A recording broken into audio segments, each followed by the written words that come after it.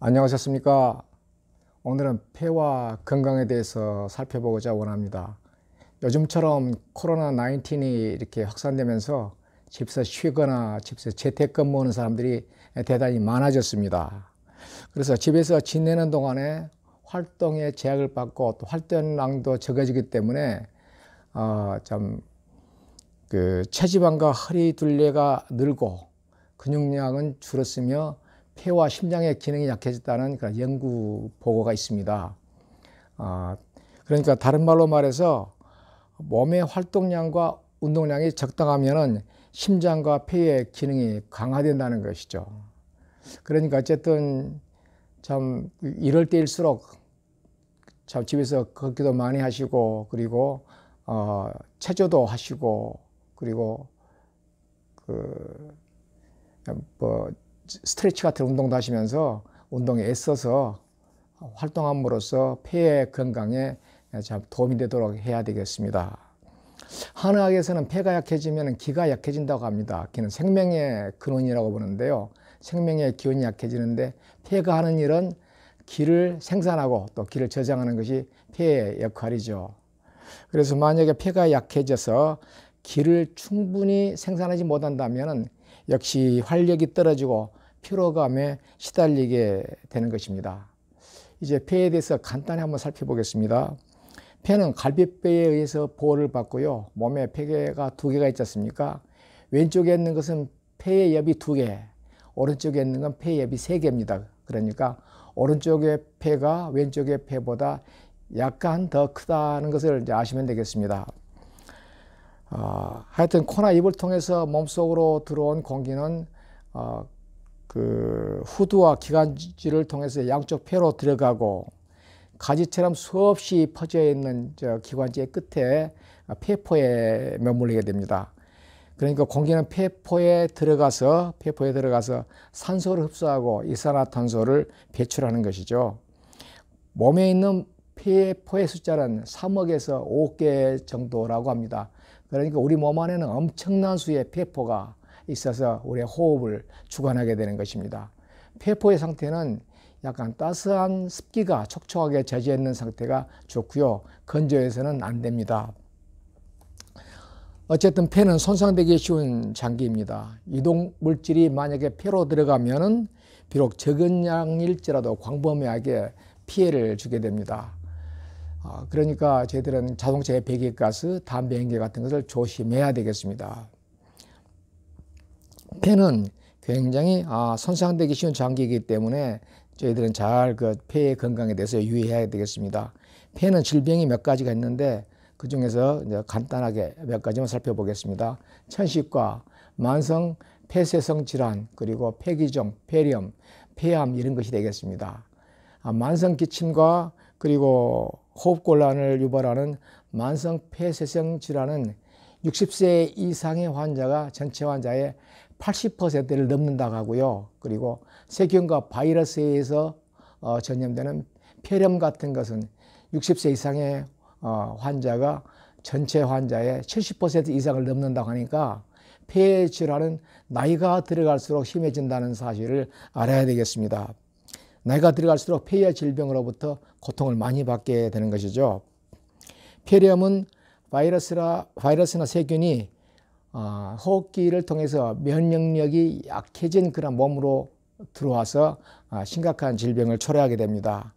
폐렴의 초기 증상은 38도 이상의 고열이 며칠간 계속되고 누런 가래 그리고 끈적거리는 그런 가래가 나와서 호흡 곤란 증세가 발생하게 되는 것입니다. 요즘 유행하는 코로나 바이러스도 처음에는 폐렴과 유사한 증상을 갖게 됩니다. 폐렴의 주 원인은 폐기균이 침투해서 생기는 것인데 건강한 사람한테는 별로 영향이 없지만 나이가 들거나 기저질환이 있는 면역력이 약해진 사람한테는 들어가서 쉽게 체내 침투해서 질병을 만들게 되는 것입니다. 폐기종이라는 것은 유해 공기의 유해 가스의 흡입에 의해서 기관지 끝에 달려있는 폐포의 공기 저장 공간이 파괴가 되는 것입니다. 영구하게 파괴된 기관지 끝부분의 폐포가 확장된 상태로 머물기 때문에 그 가스의 교환에 굉장히 악영향을 미치게 되는 것입니다.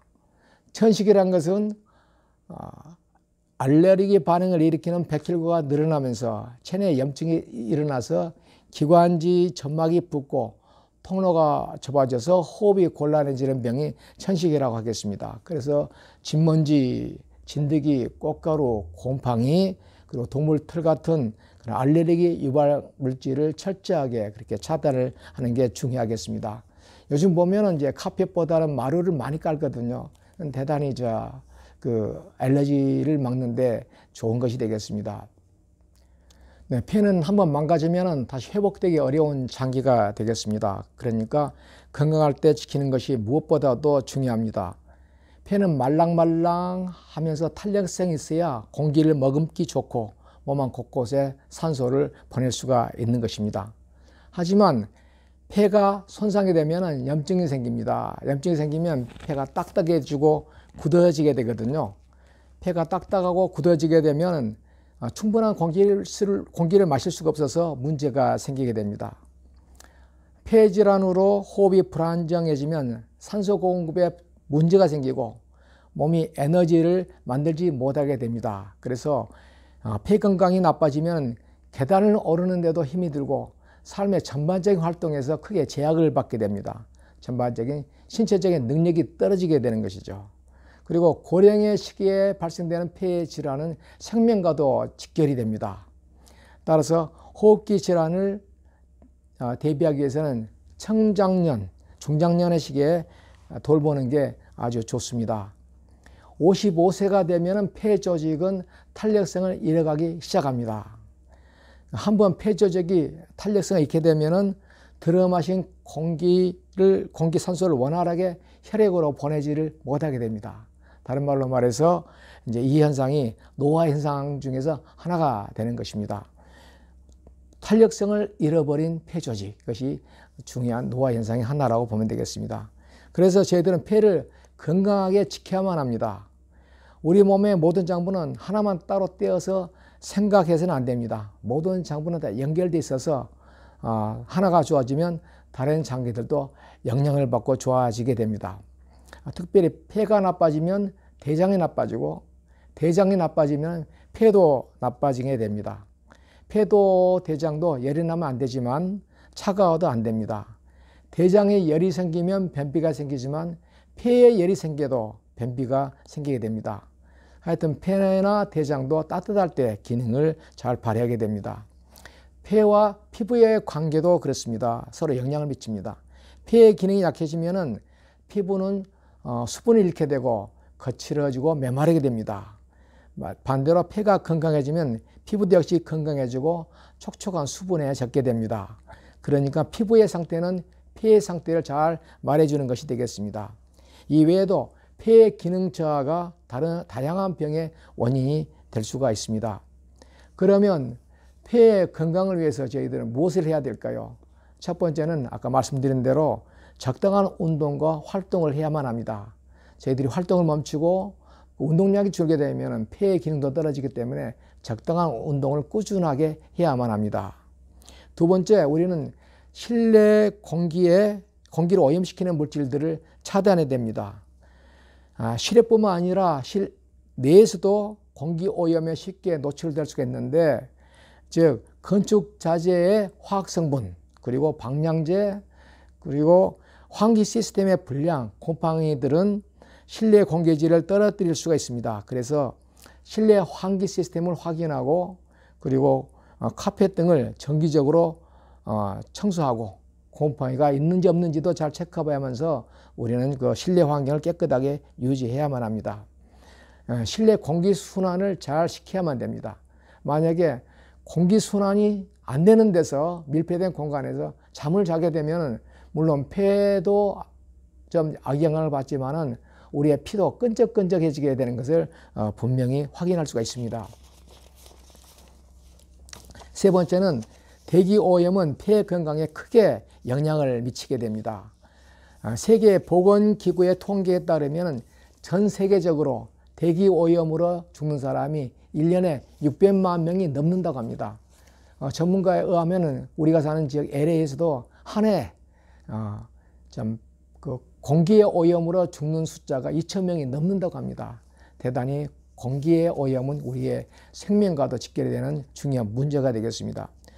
오염된 공기에 노출되면 천식 같은 그런 만성호흡기 질환에 걸릴 위험이 물론 높아지죠.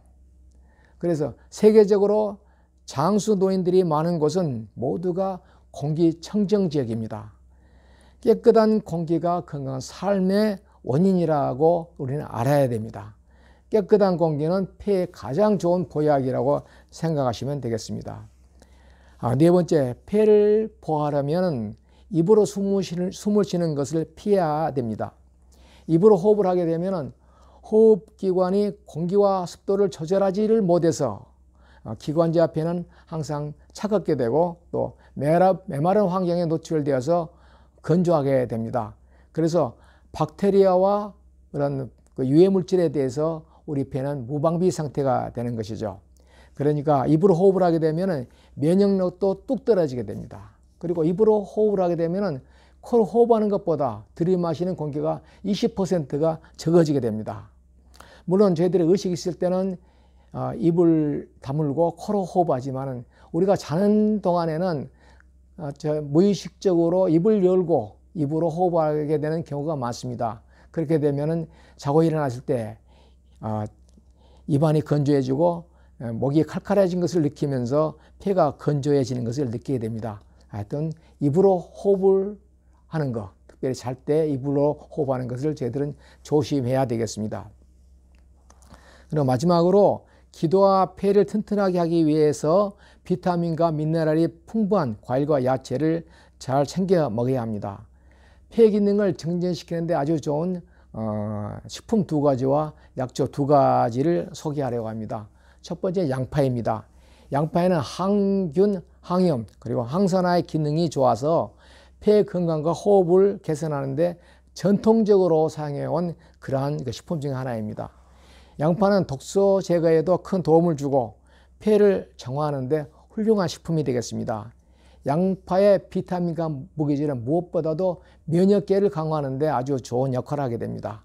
그렇기 때문에 박테리아와 바이러스 감염을 퇴치하는데 양파는 대단히 좋은 식품입니다. 두 번째는 생강입니다. 생강에는 항산화제와 항산화 물질과 항염 물질인 진저롤이 아주 고농축으로 그렇게 포함되어 있습니다. 생강은 폐를 정화하고 독소의 영향을 줄이는데 아주 좋은 식품이 되겠습니다. 그리고 세 번째는 도라지입니다. 도라지는 폐 기능이 약해져서 숨이 차는 것을 치료하고 감기로 인한 기침, 목이 붓는 것, 그리고 가래를 없애주는데 효력이 있습니다. 또한 기관지 점막을 튼튼하게 만들고 그리고 면역력 증진을 돕는 사포닌 성분이 도라지에는 많이 함유되어 있어서 도라지는 좋은 식품이 되겠습니다. 네 번째는 오미자입니다. 오미자에는 거담제로 사용할 수 있는 좋은 성분이 많이 들어가 있습니다. 특별히 기관지를 깨끗하게 하며 폐에서 분비되는 점액을 클린업 시켜주기 때문에 호흡기를 건강하게 유지할 수 있는 좋은 식품이, 좋은 약초가 오미자가 되겠습니다.